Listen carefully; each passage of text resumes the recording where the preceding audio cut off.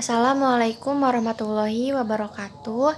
Perkenalkan, nama saya Umumi Syarifah dengan NIM 211210122. Materi yang akan saya bahas yaitu tentang prinsip-prinsip pengembangan kurikulum. Pengertian kurikulum secara etimologis, kurikulum berasal dari bahasa Yunani yaitu kurir yang artinya pelari dan kurare yang berarti tempat berpacu. Jadi, istilah kurikulum berasal dari dunia olahraga pada zaman Romawi kuno di Yunani, yang berarti jarak yang harus ditempuh oleh pelari dari garis start ke garis finish. Dalam bahasa Arab, kata kurikulum yang biasa digunakan adalah manhaj, yang berarti jalan terang yang dilalui manusia pada berbagai bidang kehidupan. Adapun definisi menurut istilah, sebagaimana dikemukakan oleh Nasution, ialah suatu rencana yang disusun untuk melancarkan proses belajar mengajar di bawah bimbingan dan tanggung jawab sekolah atau lembaga pendidikan beserta staf pengajaran. Sedangkan menurut Zainal Arifin, kurikulum merupakan salah satu alat untuk mencapai tujuan pendidikan sekaligus merupakan pedoman dalam pelaksanaan pembelajaran pada semua jenis dan jenjang pendidikan. Pengembangan kurikulum merupakan salah satu hal yang penting dilakukan. Di Indonesia terhitung telah terjadi 10 kali pergantian kurikulum yang dimulai dari kurikulum 1947 hingga sekarang ini. Sejatinya, perubahan kurikulum tersebut menunjukkan bahwa prinsip dari pendidikan haruslah dapat menyesuaikan perkembangan zaman dengan tanpa meninggalkan nilai-nilai budaya masyarakat yang relevan. Adapun prinsip dalam pengembangan kurikulum terbagi atas dua hal. Yang pertama, prinsip umum. Prinsip umum ini yang pertama itu prinsip relevansi. Relevansi memiliki makna sesuai atau serasi. Jika mengacu pada prinsip relevansi, setidaknya kurikulum harus memperhatikan aspek internal dan eksternal. Secara internal, kurikulum memiliki relevansi antara komponen kurikulum yaitu tujuan, bahan, strategi, organisasi, dan evaluasi. Sedangkan secara eksternal, komponen itu memiliki relevansi dengan tuntutan sains dan teknologi, yaitu relevansi epistemologis, tuntutan dan potensi siswa atau relevansi psikologis, serta tuntutan dan kebutuhan pembangunan masyarakat atau relevansi sosiologis. Yang kedua yaitu prinsip fleksibilitas. Pengembangan kurikulum berupaya agar hasil fleksibel dan fleksibel dalam implementasinya, memungkinkan penyesuaian berdasarkan situasi dan kondisi, tempat dan waktu yang selalu berkembang, serta kemampuan dan latar belakang siswa. Peran kurikulum di sini sangat penting terhadap perkembangan siswa. Untuk itu, prinsip fleksibel ini harus benar-benar diperhatikan sebagai penunjang untuk peningkatan mutu pendidikan. Yang ketiga yaitu prinsip kontinuitas, yakni adanya kesinambungan dalam kurikulum baik secara vertikal maupun secara horizontal. Pengalaman belajar yang disediakan kurikulum harus memperhatikan kesinambungan baik yang di dalam tingkat kelas, antar jenjang pendidikan maupun antar jenjang pendidikan dan jenis pekerjaan. Makna kontinuitas di sini adalah berhubungan, yaitu adanya nilai keterkaitan antara kurikulum dari berbagai tingkat pendidikan, sehingga tidak terjadi pengulangan atau disharmonisasi bahan pembelajaran yang berakibat jenuh atau membosankan, baik yang mengajarkan yaitu guru maupun yang belajar yaitu peserta didik. Yang keempat yaitu prinsip efisiensi. Peran kurikulum dalam pendidikan adalah sangat penting dan bahkan vital dalam proses pembelajaran. Ia mencangkup segala hal dalam perencanaan pembelajaran akan lebih optimal dan efektif.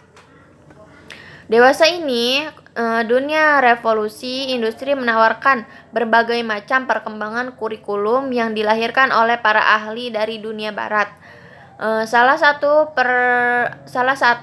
pengembangan kurikulum yang dipakai oleh pemerintah Indonesia untuk mencapai sebuah cita-cita bangsa, yaitu mengoptimalkan kecerdasan anak-anak generasi penerus bangsa untuk memiliki akhlak mulia dan budi pekerti yang luhur. Yang terakhir yaitu prinsip efektivitas.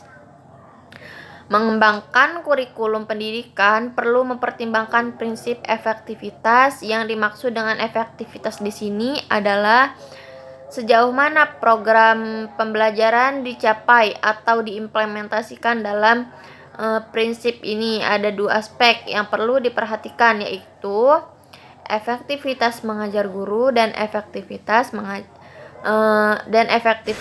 pelajar siswa. Selanjutnya ada prinsip khusus.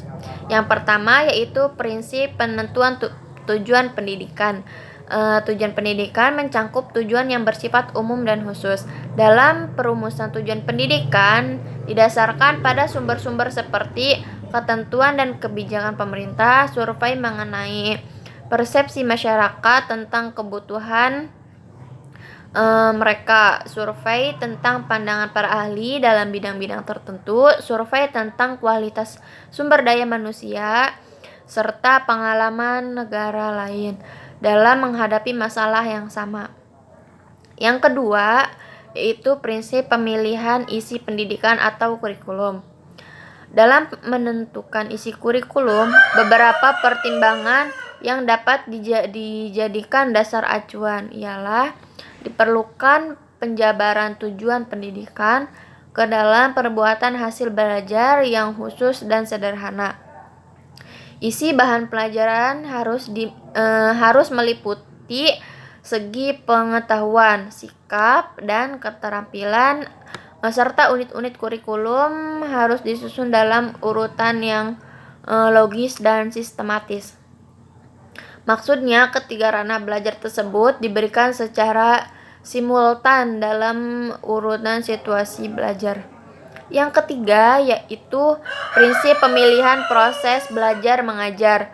Dalam proses belajar mengajar hendaknya memperhatikan hal-hal berikut ini, yaitu kecocokan metode atau teknik belajar mengajar untuk mengajarkan bahan pelajaran, variasi metode atau teknik dalam proses belajar mengajar terhadap perbedaan individu siswa, serta keefektifan metode atau teknik dalam mengaktifkan siswa dan mendorong berkembangnya kemampuan baru. Yang keempat yaitu prinsip pemilihan media dan alat pengajaran. Dalam proses pemilihan alat media dan alat pengajaran, hendaknya memperhatikan hal-hal berikut ini, yaitu kegiatan perencanaan dan inventaris terhadap alat atau media apa saja yang tersedia, serta pengorganisasian alat dalam bahan pembelajaran, baik dalam bentuk modul atau buku paket. Yang kelima, prinsip berkenaan dengan penilaian. Penilaian merupakan proses akhir dalam kegiatan belajar mengajar. Dalam proses penilaian, belajar setidaknya mencangkup 3 hal dasar yang harus diperhatikan, yakni yang pertama, merencanakan alat penilaian. Hal yang harus diperhatikan dalam fase ini adalah penentuan karakteristik kelas dan usia, bentuk tes atau ujian, dan banyaknya butir tes yang disusun. Yang kedua, menyusun alat penilaian. Langkah-langkahnya adalah dengan merumuskan tujuan pendidikan pada ranah kognitif, afektif, dan psikomotorik. Mendeskripsikan dalam bentuk tingkah laku siswa yang dapat diamati, menghubungkan dengan bahan pelajaran, serta menuliskan butir-butir tes. Ketiga, mengelola hasil penilaian. Prinsip yang perlu diperhatikan ialah norma penilaian yang digunakan dalam mengelola hasil tes serta penggunaan skor standar. Secara gramatikal, prinsip berarti asas, dasar, dan pendirian, keyakinan. Dari pengertian yang sudah saya jelaskan tadi, tersirat makna bahwa kata prinsip itu menunjukkan pada suatu hal yang sangat penting, mendasar, harus diperhatikan, memiliki sifat mengatur dan mengarahkan, serta sesuatu yang biasanya selalu ada atau terjadi pada situasi dan kondisi yang serupa. Prinsip memiliki fungsi yang sangat penting dalam kaitannya dengan keberadaannya sesuatu. Dengan memperhatikan prinsip, maka akan bisa menjadikan sesuatu itu lebih efektif dan efisien. Prinsip juga mencerminkan tentang hakikat yang dikandung oleh sesuatu. Mungkin produk atau proses, dan bersifat memberikan rambu-rambu aturan main yang harus diikuti untuk mencapai tujuan secara benar. Kurikulum merupakan alat untuk mencapai tujuan pendidikan yang dinamis. Hal ini berarti bahwa kurikulum harus selalu dikembangkan dan disempurnakan agar sesuai dengan laju perkembangan ilmu pengetahuan dan teknologi. Pembangunan kurikulum harus berdasarkan pada prinsip-prinsip perkembangan yang berlaku.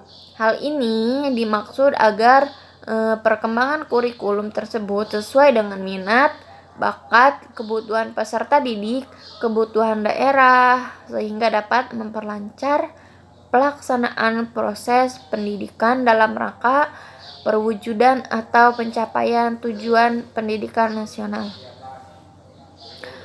Mungkin cukup sekian materi yang bisa saya sampaikan, kurang dan lebihnya mohon maaf.